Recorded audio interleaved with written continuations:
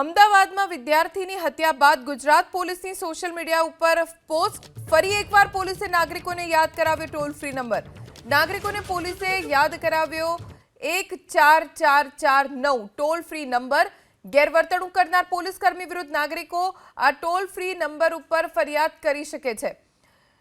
માઇકામાં અભ્યાસ કરતો પ્રિયાંશુ જૈન નામનો વિદ્યાર્થી જેણે પોલીસ કર્મીને ગાડી ધીમે ચલાવવાનું કહેતા પોલીસ કર્મીએ તેને છરીના ઘા ઝીકી તેની હત્યા કરી નાખી હતી અને બાદમાં ફરાર થઈ ગયો હતો।